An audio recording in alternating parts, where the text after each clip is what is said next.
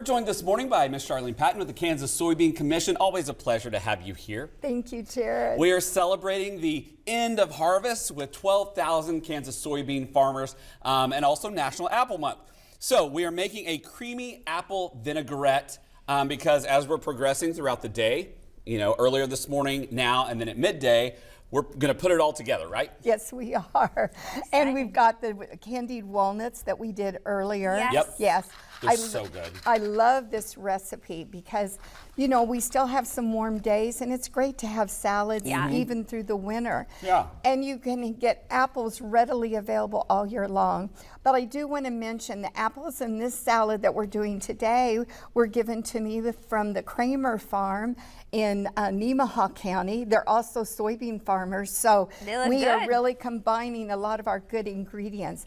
I have spinach here, and then you are going to put on apples. And these are green apples, so we left the skin on them. And like I said, these are apples from Nemaha County. So go to your local orchard, go to the grocery store, but it's great to support our local orchards too. And I'm going to add the goat cheese, and it's just crumbled. Okay. And this is a very mild cheese, but because we're making it ourselves, Jared, we say this a lot of times, Raina, if you want to swap it out with another cheese or whatever, even add another fruit in there or add some leftover meat that you might have. What other cheese do you think would I put in? We could do feta. Yeah, you could do feta with it. I want some grilled chicken in it. Yeah, you could do that. Now you are going to give the touch of the candied walnuts that we did earlier.